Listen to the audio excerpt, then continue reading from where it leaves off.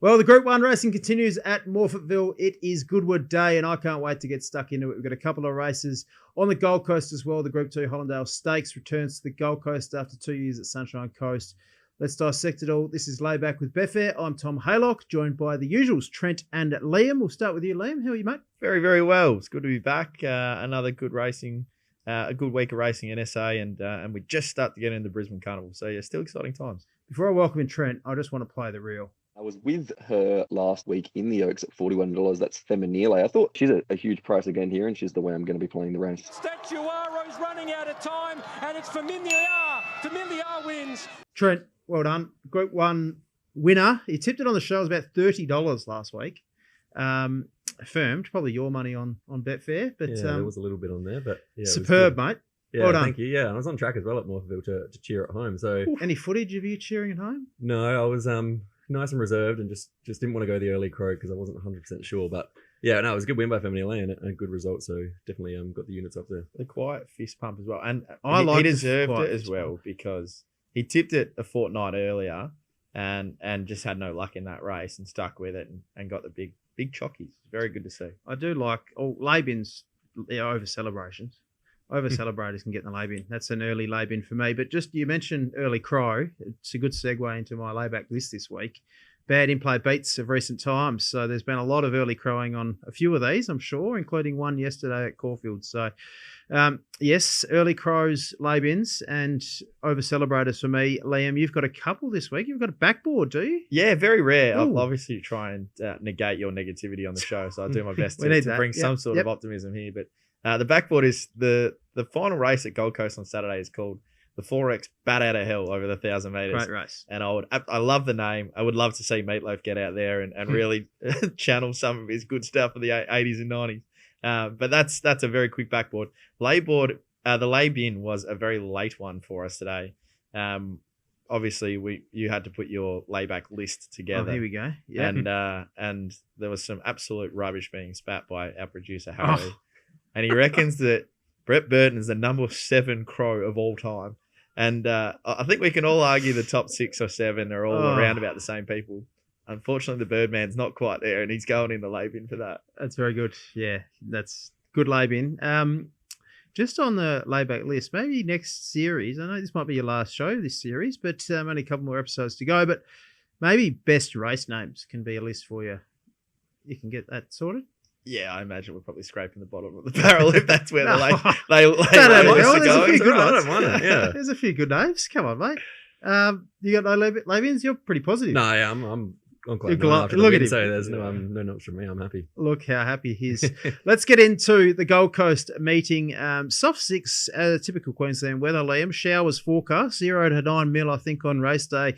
If the forecast correct, rail true. You went to the guru, Jackson Oldham, to get some track advice and some wind advice. What did you make of the track after all that? Yeah, he was obviously, well, I'm not going to claim this is my own work, but yeah, Jacko did a bit of research in the last 6 months with this sort of wind and the different rail positions and slight leaning towards those on speed. So we'll take that under advisement in the 2 races that we will cover. I read that as track will be fair, to be honest. Did you? Like all of that, I think slight advantage to those on speed is how tracks should play. So fair heading into the meeting. Let's start with the Gold Coast Guineas Group 3, 1,200 metres. Trent, we'll start with you. You're the informed man of Group 1 winner at $30. You want to kick things away? Yeah, well, I'm kind of keeping my cards close to my chest here. I couldn't really find a bet. I didn't have much between the top 2 in the market coming up from Sydney, number 2 Emirate and number 3 Wanneroo. I think they bring the best form from last preparation, both are first up here. Emirate, yeah, kind of was scratched from last week, I think, at Eagle Farm and comes here instead, draws better. Wanneroo, I think there's not much between them on the ratings. Wanneroo is probably going to go forward. They both have won on wet tracks, so I don't think that's an issue, but couldn't really find too much between them, and I think it's probably more down to who's come back better. And I found it tough to really lean either way. Market might be a good guide. Yeah, market probably will be the best guide there. A few of the market fancies, probably question mark fitness-wise, they're coming into this first up over 1,200 metres, so that'll be interesting on a rain-affected surface. So the market parade will be interesting, Liam, but you and I do align. Yeah, I'll be leaning with Emirate on this one. This looks like one of those old-fashioned Waller J-Mac Stings. They're two of the really quietest trials you've ever seen. Wasn't it? Took them back to last, and they almost tried to hide the fact. But you watch Emirates go through the line and 100, 150 metres past the post. It's absolutely flying. So I love the look of that. And then you only have to go back to the form last spring when in the Golden Rose, you're around the likes of Broadsiding, Traffic Ward, and you put them in a race like this, and we're getting a very short price. So I love to see that finishing strength, and I think we'll see an electric turn of foot late. And we know that Waller has started to produce him first up a lot more than recent years. So happy to see that here, and we're getting, $470 to find out. Happy with that. I agree. I can't add much more. I think he's a bet, Emirates. No issue wet. Obviously, 1 from 1 on a heavy, as you said, Liam. I like the trial. $14 SP in a Golden Rose is probably good enough against the likes of Broadsiding, Traffic Ward, and Linebacker. That's good enough to win a race like this. And he'll do. I like Waller over this carnival. He gets them going, and first up, no issue. So I'm aligned there. Number 2, Emirates for Liam and I. Let's head to the feature of the Group 2, Hollindale. As I mentioned off the top, a couple of years at Sunshine Coast, back to Gold Coast now. Neesham dominated this race in recent years. Obviously, Zaki won 3 years in a row, and then Numerian got the chocolates last year. So Neesham's won it 4 years in a row. I think she's got 3 runners this year now with Archibald. So, it's an interesting race. Liam, are you keen to play here or not? No, not particularly. I thought this was... I've had them all very close to market. Buckaroo is on top for me, but 340 just seems a little bit short at the current levels. Interesting to note that third up last preparation was when he went through the roof in that the Underwood, it was in the Group 1 Underwood, and then went to another level and then ran Via Sustainer to a very close length. So I can understand why Buckaroo is short in the market, but a bit too short for me. Yeah, just in terms of speed, looks interesting because Lindemann draws wide, Liam, and will probably want to roll forward. Very consistent galloper. You got Just Folk, Boys D'Argent, and Elias, the 4. Which order do they sort themselves out in? I think Lindemann just has that go forward at all costs attitude from the widest barrier. He gets caught 3 wide. You know they're just going to press forward and find the front. So you'd imagine that Lindemann takes the lead. And Elias being first up, you'd imagine wouldn't be pushing too hard to find that lead. So Lindemann to lead. It is a leading stable, though. Yeah, true. Absolutely. But yeah, I think Lindemann will find the front. Bois d'Argent probably sit outside, and then Just Folk and Elias the next pair back. Yep, that's kind of how I read it. Trent, how have you seen the race, mate? Yeah, well, that map is the way that's getting me to lean the way of Lindemann. I think. Do you like the barrier for Lindemann? I don't mind it, to be honest. I don't really care about barriers. I don't mind it either. It doesn't bother me where he's drawn, because you know that he's going to go forward. So barriers are far less important than what people and jockeys do from those barriers. So been really consistent this time. And he's run, pretty much the exact same rating except for one start where he looked the horse to beat and looked immoral and dipped a little bit at Rose Hill that day. But other than that, his form's been outstanding behind Via Sistina basically the whole way through. 4th in the Queen Elizabeth last start. Buckaroo was really good from the back there, but Lindemann still beat him home, drawn to get a long way back with McDonald on. This feels like a bit more of a tune-up for Buckaroo towards a Doomben Cup, whereas Lindemann, I feel like it's less of a tune-up, even though he's just run all the way through, that he's just going to be up on speed, and it's less of a trial for him, if that makes a little bit of sense. So, yeah, I don't think there's a whole lot between them. Buckaroo at his best as a couple of peak ratings that are better than this, but I think Lindemann's going to get his chance again, and he might just be the horse that's there on the spot and can win. One thing we haven't talked about, and I think it's crucial in the way I will be playing this race or the market will react, is how wet Gold Coast track is. If we get that 9 mil on race day and it's pretty wet, I don't think Lindemann wants it too wet.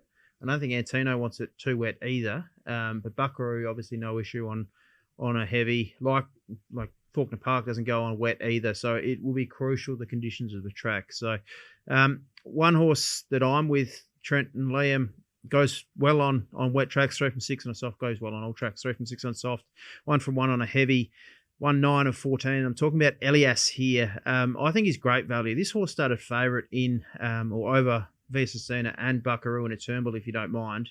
First up, trialled well, gets synthetic hoof filler off first time as well, goes on all conditions, puts himself into the race, drawn perfectly. I just think he's a each way bet to nothing. I think he'll run top 3. Get top 4 at Betfair, just have a good bet there and responsibly, of course. But Elias, I think, will be running top 3 or top 4 and definitely can win. He's good enough. So Elias, for me, best value in the race. Also keep an eye on Antino. I think that failure last start got out to $14 BSP in the All Age Stakes Group 1.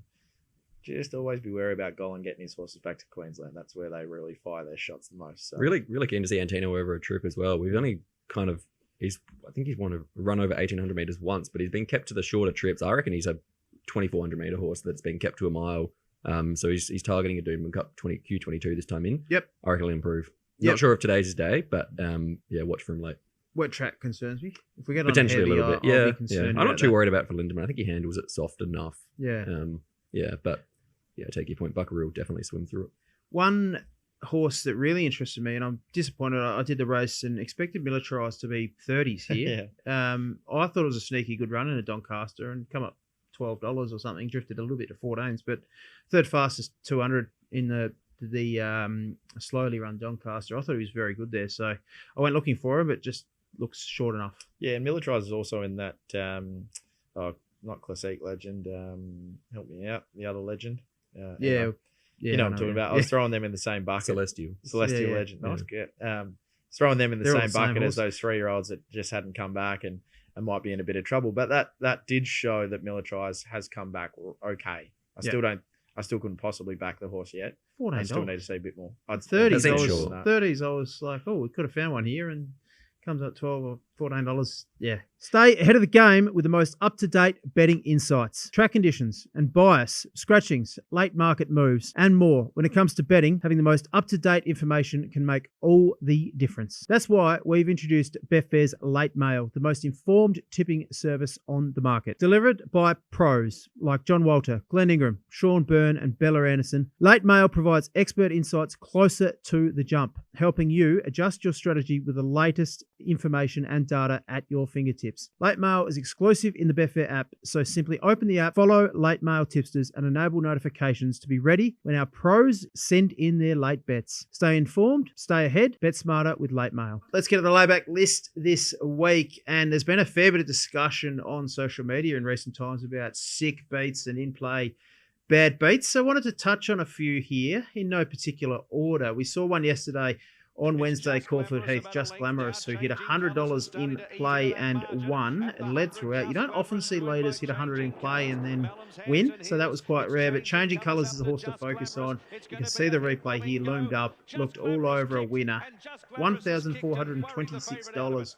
Traded at $1.01. Trent backed it. I backed it. Did you back it, Liam? I did not, thankfully. I didn't take the $1.01, but I was counting my money at the 100. And how does Waterhouse horses? How do they just fight back like that? It happens so often that you wouldn't want to take $1.01 against a Waterhouse and Bott horse when they're the ones that are kicking back. It's horrible. Never. Another one in recent times, Warrnambool Carnival, we saw great carnival. It was a brilliant event, as it always is. But the Warrnambool Cup, Torrenzino, another horse that I was cheering home, got beaten at $1.01. $1,473 matched at $1.01 in the Warrnambool Cup. Unbelievable there. Let's head to a couple of different ones. Ipswich has been the most this year. A horse by the name of Charm de Rose or Charm de Rose, $202,788 matched at Ipswich on Jan 7 at $1.01. Sick beats continue.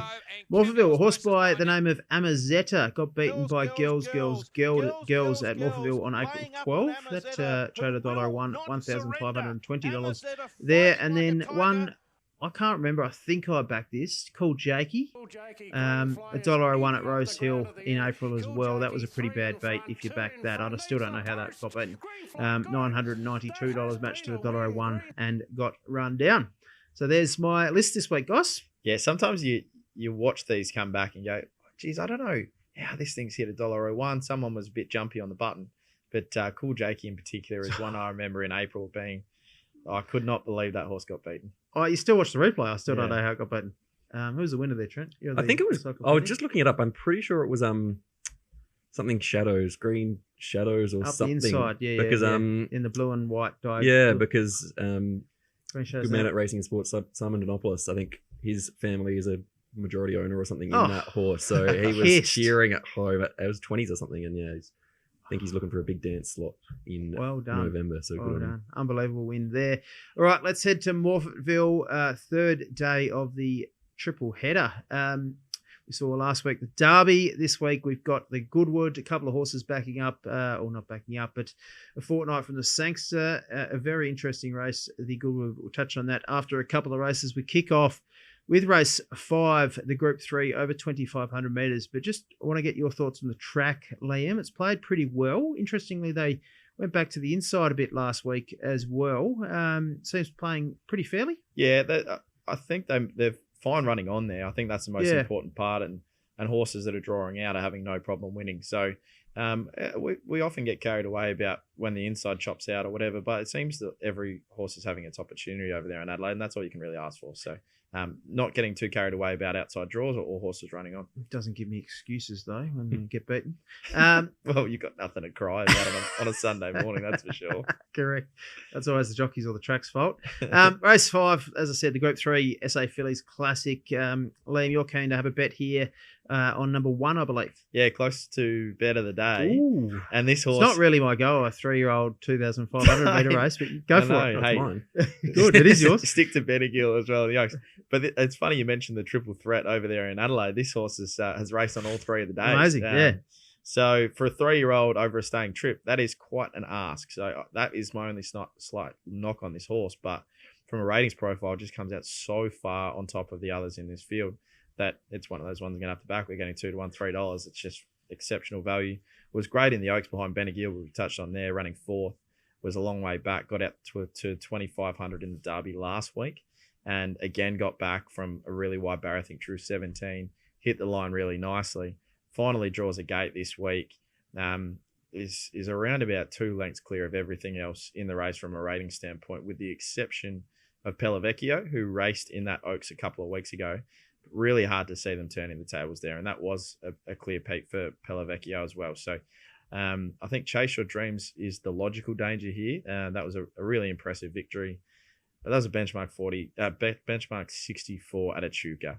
Eased down, so the ratings just can't get it anywhere near this Cavity Bay. So really keen Cavity Bay, one of the best bets of the day. And then Hurricane Georgie is one that I'm really keen to lay.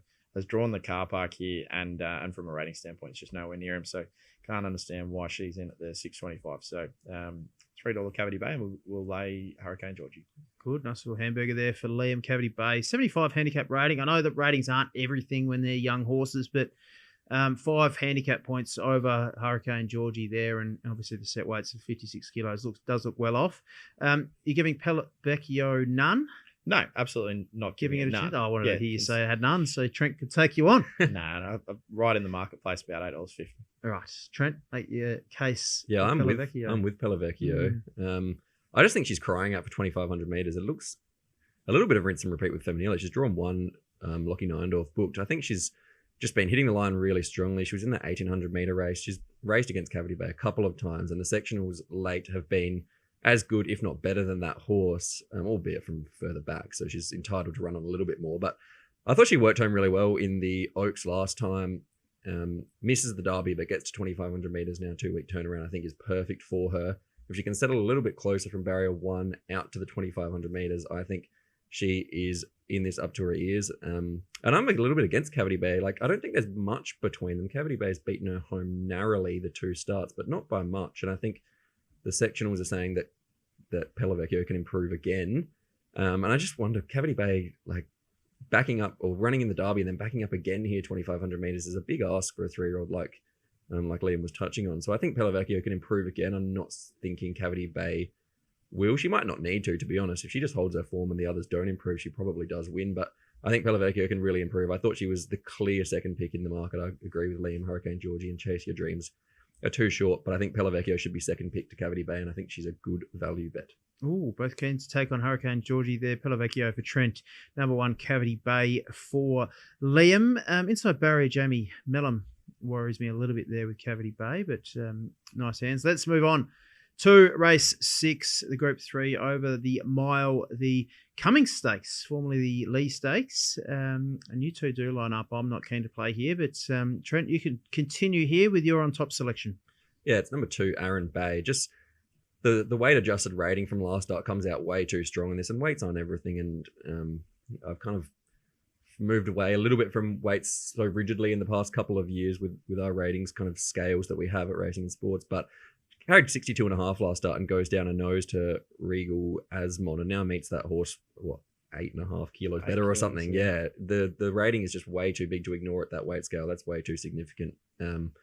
Yeah, good horse. 1,600 meters is perfect. He's pretty adaptable as well. Like, he can settle on speed. He can take a sit if he needs to. And on that weight scale, he comes clear by 2 or 3 lengths pretty comfortably on his last start rating. I think he's clearly the horse to beat. And there's a couple of knocks on another couple in the market, like Nonconformist first up. He's an 8-year-old. I'm not sure he's ever getting back to his best. She-Light, last start behind Pride of Jenny was okay, but yeah, I'm not sure how trustworthy he is either. Was Aaron Bay's really rock solid. Just gets that beautiful weight drop and can sit on speed, so he ticks every box for me. I'm surprised that he's not a fair bit shorter than what he is. Couldn't agree more. Everything that Trent said, I think. Regal Asmon $6.50 in this market. Aaron Bay's $5.50 in the market. I can understand, and there's an 8 kilo weight swing. I can understand Regal Asmon had a tougher run in that race a fortnight ago at Morphettville. But Aaron Bay, to his point, like, 4th up last prep at Flemington was a peak for that preparation. Gets to 4th up today. That it just, you're following that ratings profile. Everything comes up Aaron Bay. Nonconformist was 1.5 lengths off Buckaroo in the Chelmsford Stakes last start, but I just didn't love his jump out this time. I can't possibly jump in there. The other one that I want to have something on at a big price is Rubermoss. Aaron Baden, Ned Taylor, got this horse coming over. Obviously a tried runner when by the time they got their hands on it, and they're doing amazing things again. Your stable. My stable. Hey, it's a winning stable. Yeah. It's a profit on turnover stable. Any stable like that's one of my stables. But a super brave win last start when caught wide. I think the mile might just see him out late. But he's a big price and he's entitled to get a run here now after the way they've gone through the grades. So Aaron Bay main bet, and then Ruben Moss will be a saver late on Betfair. I need to do a bit more work on the race, and I want to watch the jump outs of Nonconformist, but it does interest me. Trent kind of put a line through it, but this horse ran 3rd in a Chelmsford first up at a mile Group 2 back in September behind Buckaroo, and I know Hinged is no good, but was going quite well at the time. And then won a Blamey, I think, first up. Couple of preps ago as well. So a horse that interests me really well off at the weights with 105 handicap rating, carrying 55 kilos. So that horse does interest me there, but I'll do some more work and put it in the late mail. I'll put it in the tips section of the Betfair app if I'm keen on anything there. Let's move on to race 7 on the card, the Proud Mistakes 1,200 metres Group 3. Trent, you've got the toppy on top.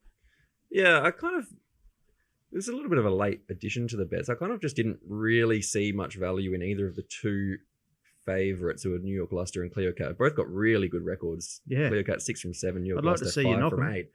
Well, I just think that they've both kind of won and been really well placed to win, and their ratings haven't progressed a whole lot.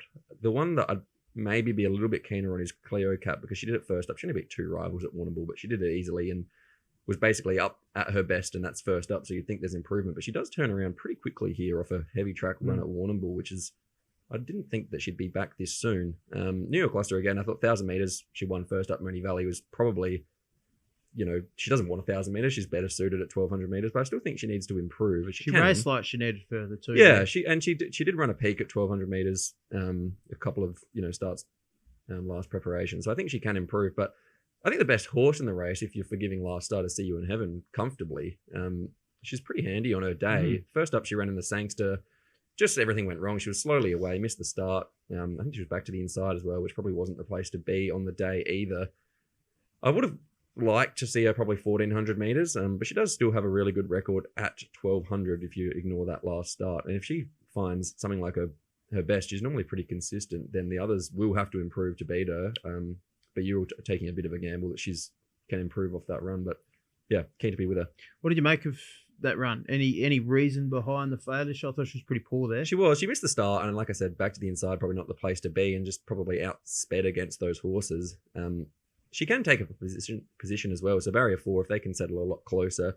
Thought she just through the line, she was okay as well. And I think Jake Turret got off and said, was it Jake Turret? It was Zach Spain got off and said that, her last 100 was actually pretty good. Don't drop off her. So yeah, I think she can improve.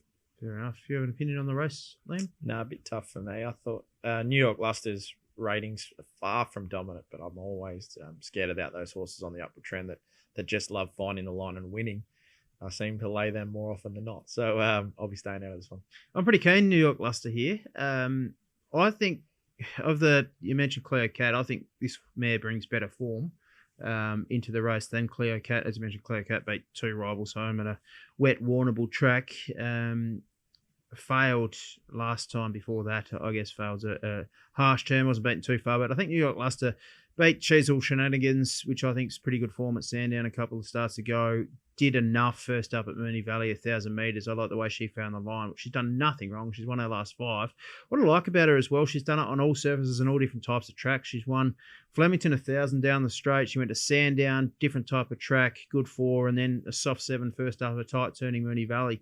She's just so hard to fault. She draws well. Heffel stays on board, knows the horse well now. So, yeah, I think she's just worth a bet there. I think she's the up-and-coming horse, and Enver training in great form. So, yeah, she'll do me. New York Luster there and the Proud Miss.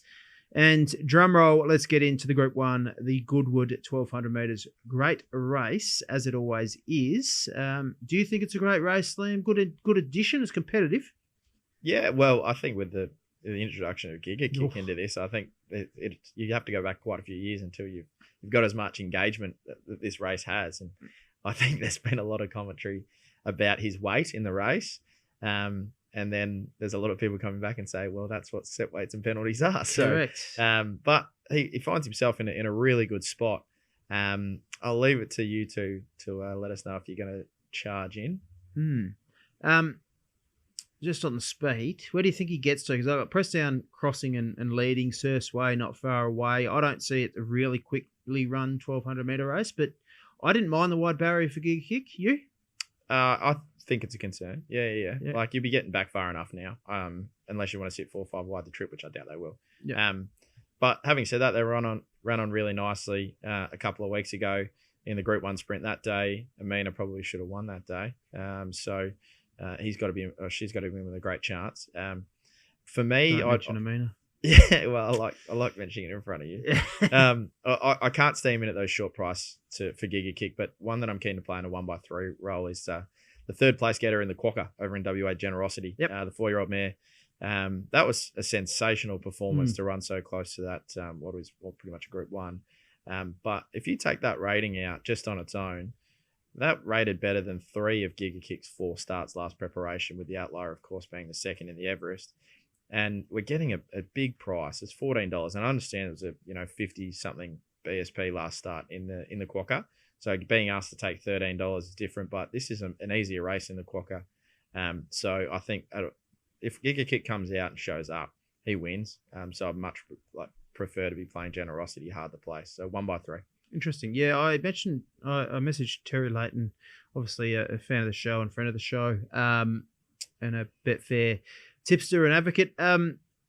He mentioned I just asked him what his thoughts were on Generosity. He said she's not as good as Oscar's and Amelia's Jewel, who ran in this race last year and failed. So I found that interesting. But I'm with Giga Kick here. I think he wins a lot of the times he turns up here, and he's trialling well. He's so well off at the weights, as you said, only 54.5 kilos. Ridiculous for 116 handicapper and an Everest winner. 8 points higher than the mare Charmstone, who carries 56.5, which is incredible. 10 of the last 12 career ratings win this race easily. I don't know how you can fault him, really. His trials have been good. I don't mind the barrier. He'll be back and wide, but just get him in a clean air and he'll be running over the top of them. So I've got him clearly on top, and I'm happy to take the price. Anything $2 plus is a steal, in my opinion, and just a bet. I've got Amina as the danger. Trent? Yeah, obviously he's incredibly well weighted, and even if he wasn't, he'd still be on top. There's only been since 2000. There's only been 2 higher rated horses to run in a Goodwood. One was obviously Black Caviar, the other was Takeover Target.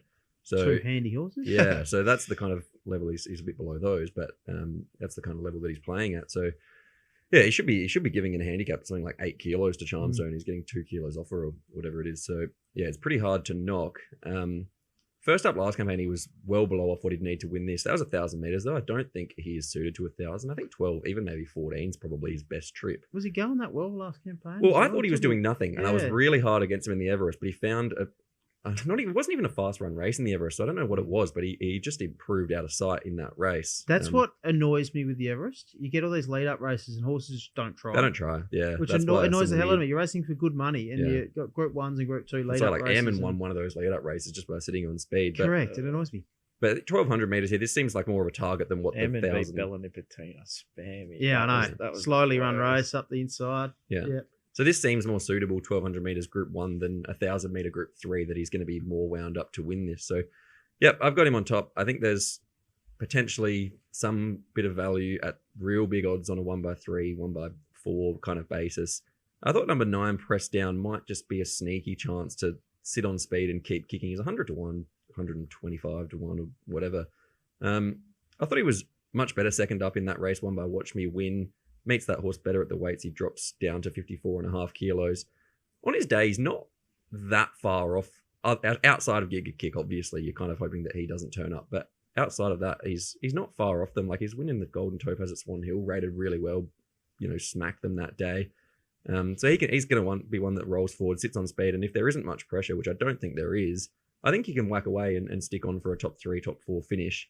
And the other one, kind of opposite end of the spectrum, is Prairie Flower, number 13. Thought she was good in the Sangster. Got a long way back, hit the line well.